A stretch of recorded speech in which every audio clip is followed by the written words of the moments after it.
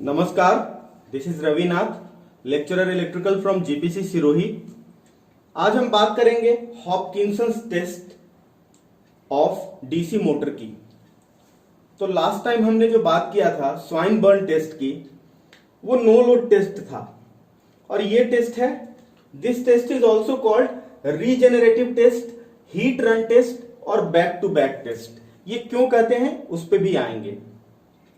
तो this test is, इसमें जो एक्चुअल मशीन का रनिंग है, जो टेम्परेचर अचीव करता है, एक्चुअल जो लोडिंग है, उसका कंडीशन इसमें टेस्ट हो जाता है। इसमें हमें दो मशीन की जरूरत पड़ती है।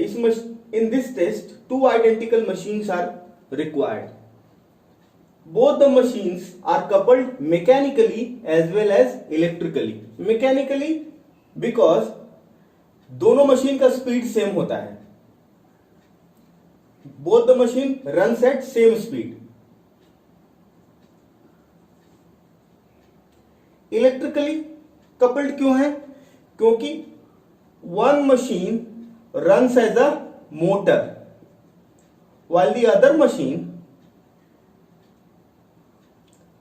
while the second machine runs as a generator। तो इसमें power output of generator is given to motor.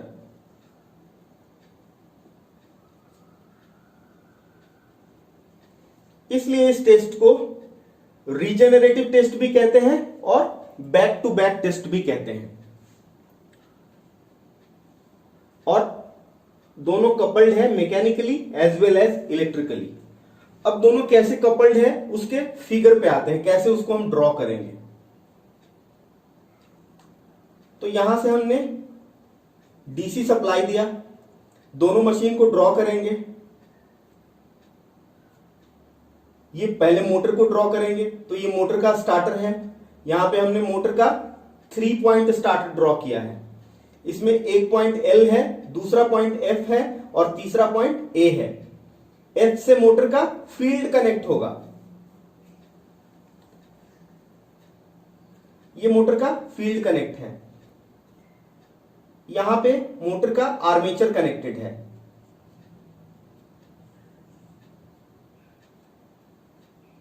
यह है RAM, मोटर का आर्मेचर। अब हम कनेक्ट करेंगे जनरेटर को। तो ये जनरेटर का आर्मेचर है।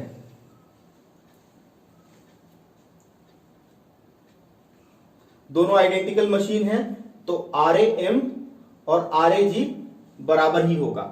आर्मेचर का रेजिस्टेंस जनरेटर का और मोटर का बराबर होगा। अब ये फील्ड एक्साइटेशन है। फील्ड एक्साइटेशन है जनरेटर का, ये मोटर है और ये है जनरेटर। फील्ड एक्साइटेशन इसको VT पे ही देते हैं। ये जो सप्लाई वोल्टेज है वो दोनों मशीन का टर्मिनल वोल्टेज भी है, ये है VT। मोटर करंट ड्रॉ करेगा I1 सपोज। यहां पे हम एक आमीटर लगा देंगे, यहां पे भी एक आमीटर लगा देंगे, फील्ड में भी एक आमीटर लगा देंगे फील्ड के करंट को रीड करने के लिए, और यहां पे भी एक आमीटर लगा देंगे।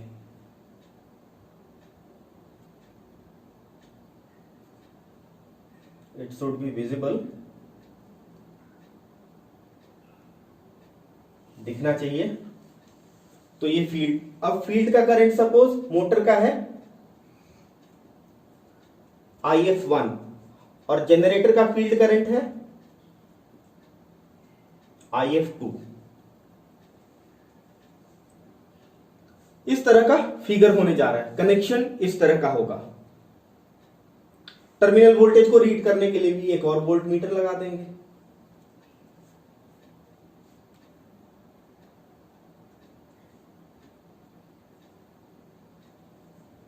इस तरह का कनेक्शन डायग्राम होगा। अब आगे हम बात करते हैं। तो ये हमारा फिगर है, सेम फिगर। ये मैकेनिकली कपल्ड है। I1 I2 armature current of motor generator, VT terminal voltage of the set, IF1 field current of motor, उसके लिए एमीटर हमने लगा रखा है, field current of generator IF2, R1 and R2 are field resistance of motor and generator which is variable. अब हम बात करते हैं इफिशियंसी कैलकुलेशन की। तो सबसे पहले हम बात करते हैं कि output input of motor armature. Motor armature का इनपुट क्या है? Terminal voltage into current, VT into I1। Same way output of generator is what? Generator का आउटपुट क्या है? VT into I2। अब हम बात करें कि इफिशियंसी क्या होता है। इफिशियंसी होता है आउटपुट अपॉन इनपुट। यदि मोटर का इफिशियंसी ईटा m है और जनरेटर का इफिशियंसी ईटा g है, तो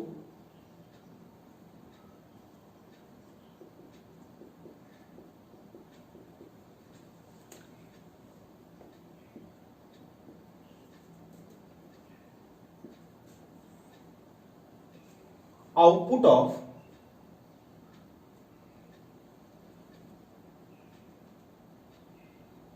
मोटर कितना होगा? मोटर का आउटपुट कितना होगा? ईटा इंटू इनपुट, तो ईटा यहां पे है ईटा m इंटू इनपुट कितना है? VT into I1। Very simple. उसी तरह से जनरेटर का इफिशियंसी ईटा g है सपोज, तो जनरेटर का इनपुट कितना होगा? Input of generator, input of generator कितना होगा? आउटपुट अपॉन ईटा, तो इसका आउटपुट कितना है? VT I2 अपॉन ईटा, ईटा कितना हो जाएगा इसमें? ईटा g हो जाएगा। अब हम देखेंगे कि दोनों जो पावर जनरेट हो रहा है वो पावर कंज्यूम हो रहा है मोटर में। इसका मतलब ये हुआ कि output of generator, fully regenerative test है ये, तो output of generator is equal to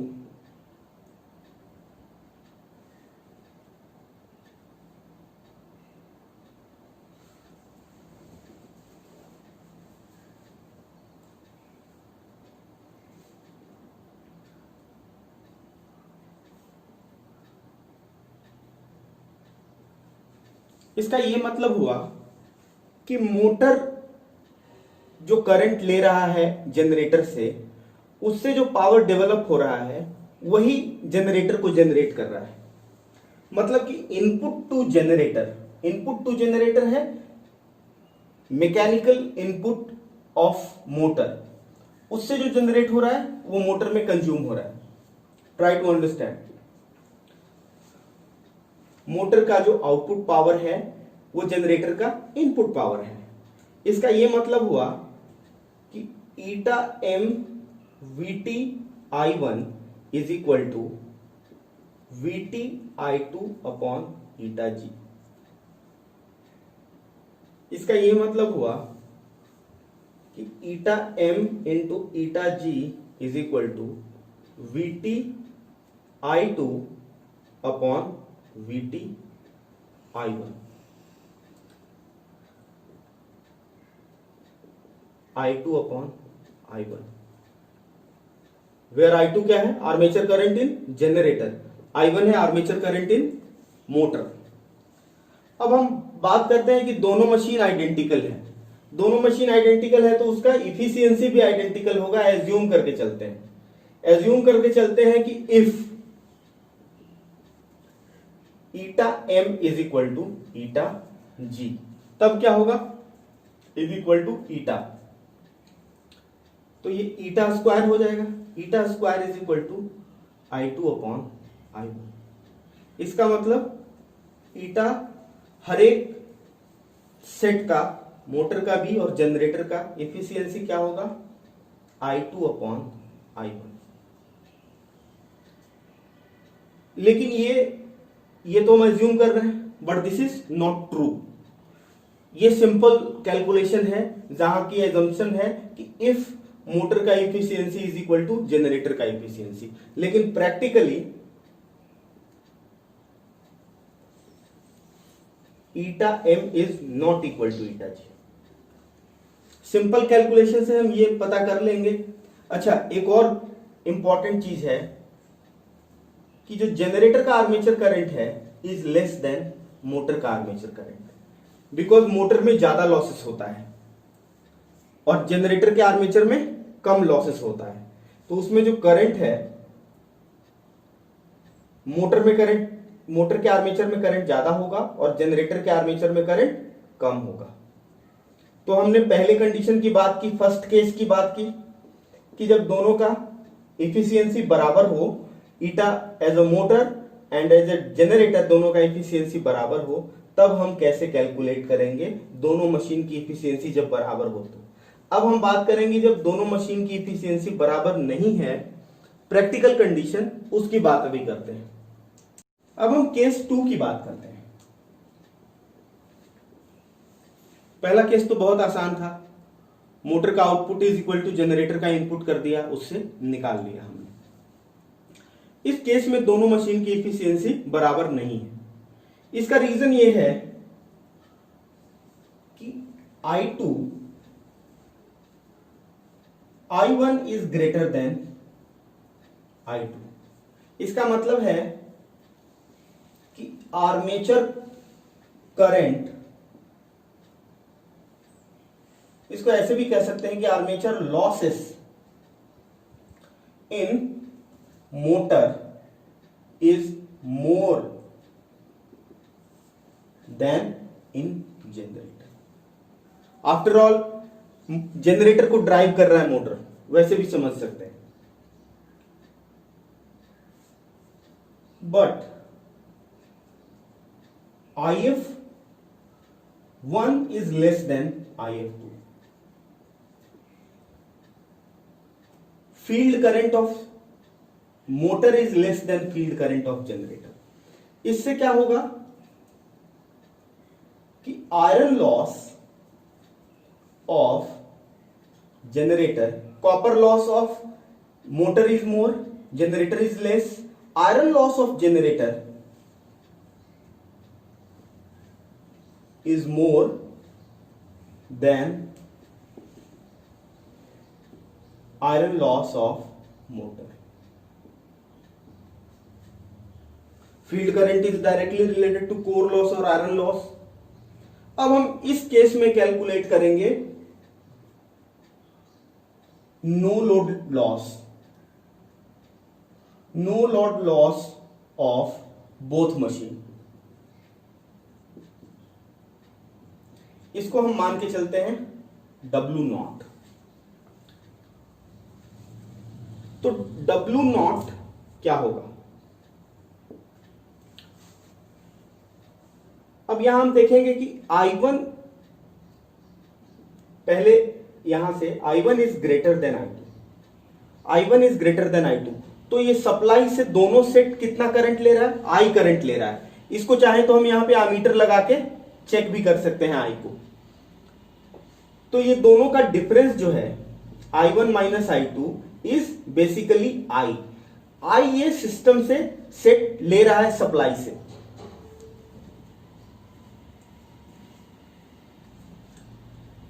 तो ये जो नो लोड लॉस है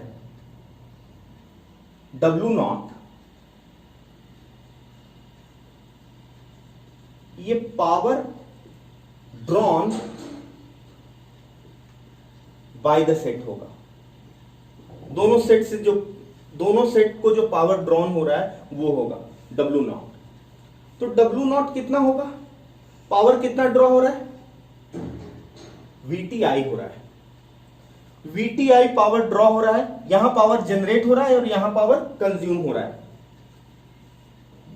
तो ये जो VTI हो रहा है, VTI टोटल ड्रॉ हो रहा है पावर, लेकिन जो VTI पावर ड्रॉ हो रहा है इसमें आर्मेचर लॉस दोनों का हो रहा है। कितना कितना हो रहा है? मोटर का आर्मेचर लॉस एंड जनरेटर का आर्मेचर लॉस।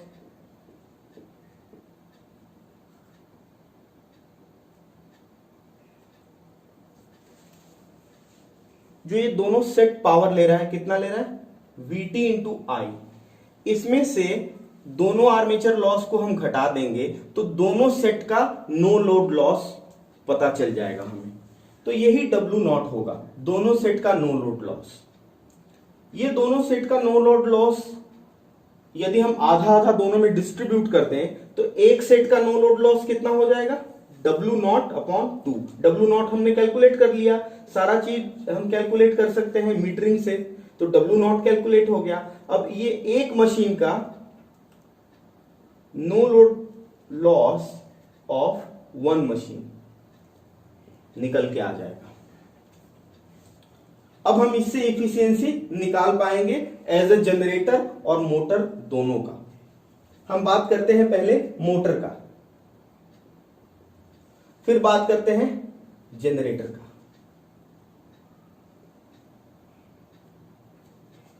तो मोटर का हम बात करते हैं, तो मोटर का आउटपुट कितना है? एफिशिएंसी का फॉर्मूला क्या है? Eta is equal to output upon input. इसको हम कई तरीके से लिख सकते हैं। इसको हम ऐसे भी लिख सकते हैं 1 माइनस लॉसेस अपॉन इनपुट। तो यही वाला फॉर्मूला हम इस्तेमाल करके देखते हैं। तो पहले हम बात करते हैं मोटर के लॉसेस की। तो मोटर में लॉस कितना हो रहा है? WLM। WLM कितना हो रहा है?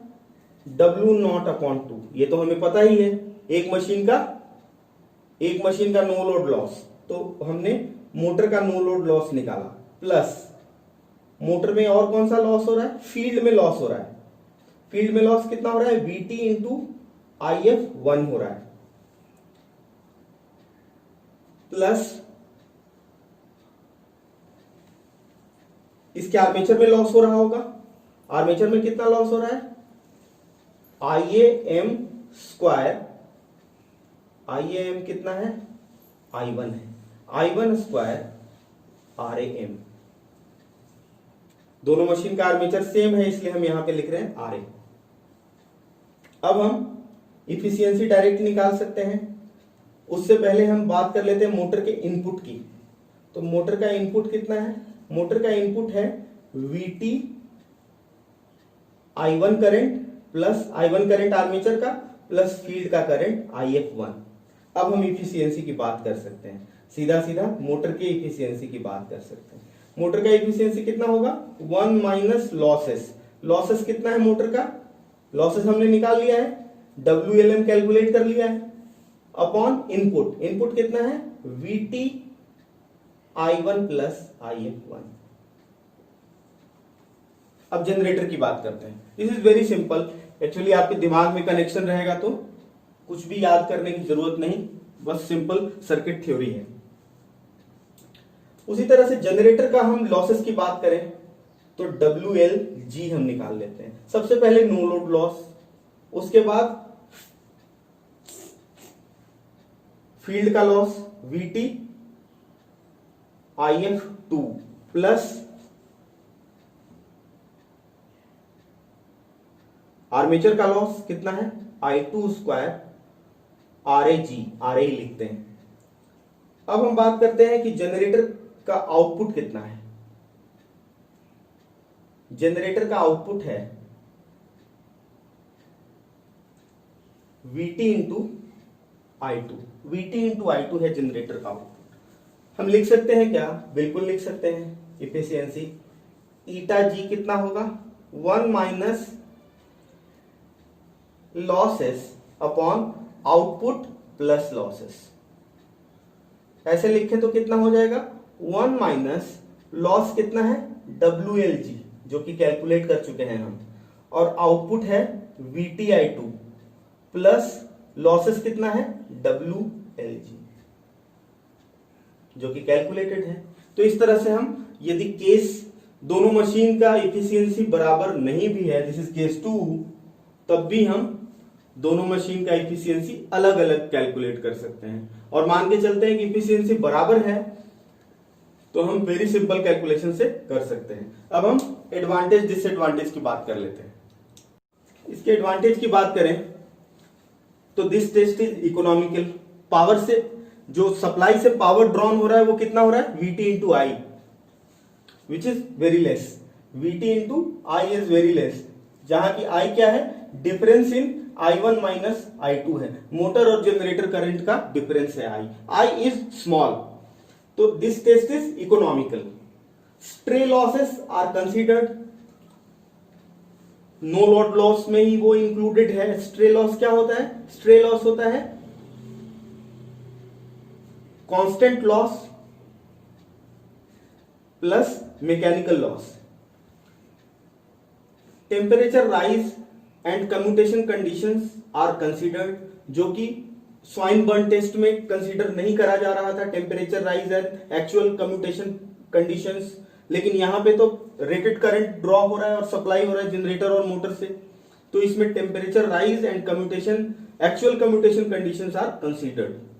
Efficiency at different loads can be determined, rated load पे भी हम इफिशियंसी को डिटरमिन कर सकते हैं, both in case of generator और मोटर अलग अलग भी हम डिटरमिन कर सकते हैं। इसका ड्रॉबैक क्या है, इसका डिसएडवांटेज क्या है? इसका डिसएडवांटेज ओनली है कि we require two machines, two identical machines, this is the only disadvantage, जो कि पॉसिबल है मैन्युफैक्चरिंग यूनिट में, जहां पे मशीन दो सिमिलर मशीन पॉसिबल है। तो ये सबसे इसका डिसएडवांटेज है, इसका लिमिटेशन है। तो धन्यवाद, हम आगे थैंक यू, आगे हम डिफरेंट टॉपिक पे वीडियो बनाएंगे।